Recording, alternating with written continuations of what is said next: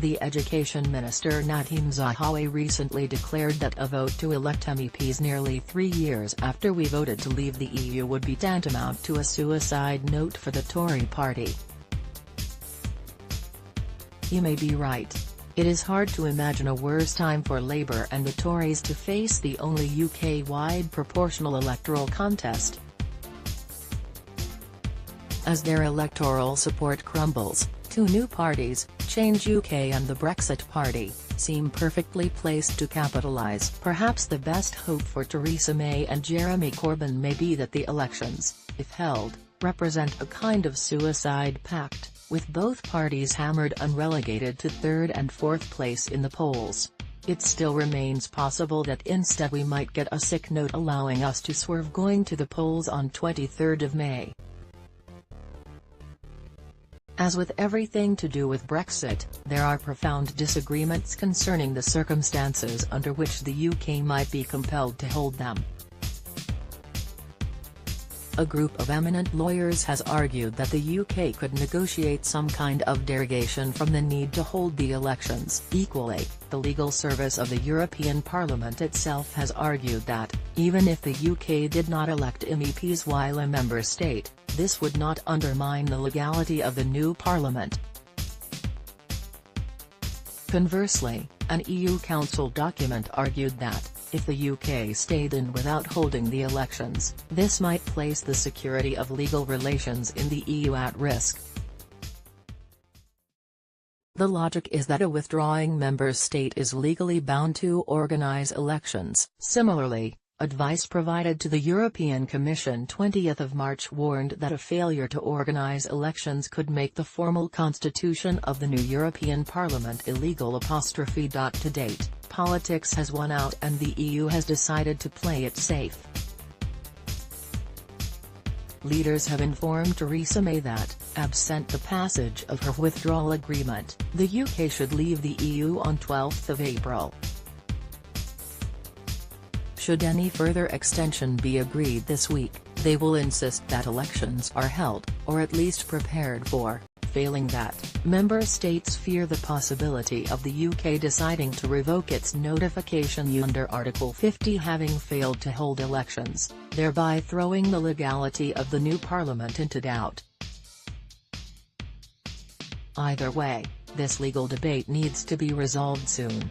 The UK needs to begin preparing for elections in earnest this week.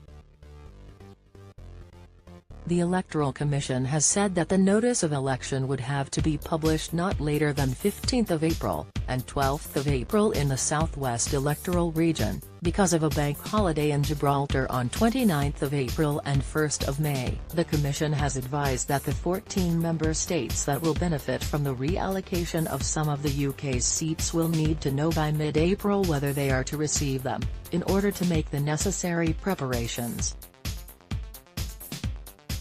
The British government, therefore, faces a stark choice: leave with no deal on 12th of April, or prepare for the European elections. And this will cost money. The European elections cost £108 million to hold in 2014. Local authorities will need to start spending soon. And of course there remains the real possibility, as Chancellor Philip Hammond acknowledged, that we might spend the bulk of this money, run election campaigns, and still not even have the elections themselves should we end up leaving on 21st of May. Obviously, this wouldn't be a good look. But what if the elections were to go ahead? What would their political impact be?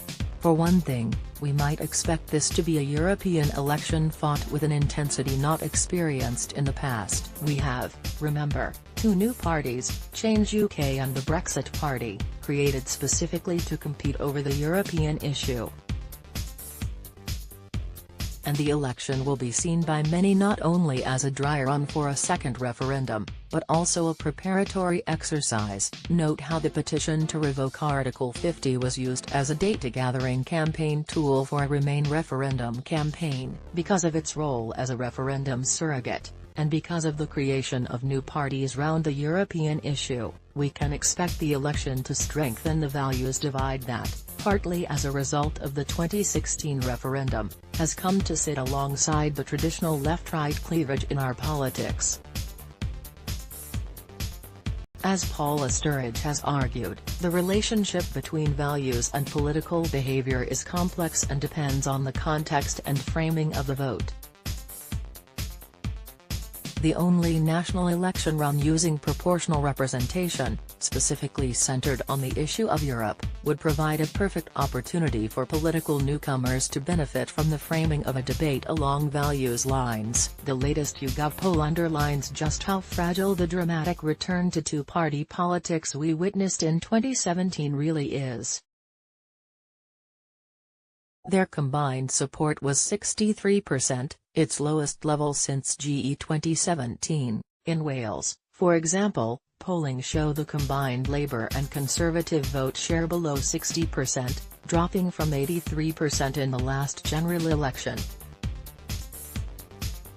The recent Newport by-election confirmed this trend, the key story being the two main parties' hemorrhaging vote share. It would be uniquely hard to estimate the turnout here, the increased salience of the European issue meshing with feelings of disillusionment that may put off some voters. Yet, it is worth saying that 72% of respondents feel that Britain leaving the EU is the most important issue facing the country at this time, and, as Sturridge says, the really motivated factions on each side of the debate are as big as ever. Obviously, European elections tend to be second-order affairs, and their importance to the EU chronically underestimated. But a successful European election will provide new challenger parties with a foothold and resources in terms of both profile and funds.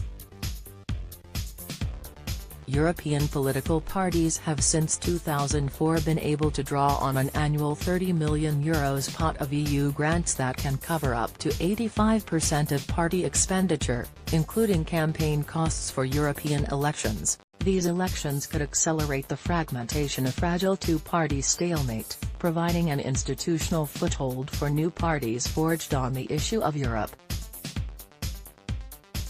There is a certain irony that, by the time results are announced on 26 May, rather than having left the EU, our party politics could be more European than ever before. I wonder if Corbyn and May have touched on this in their discussions? Anand Menon is director of the UK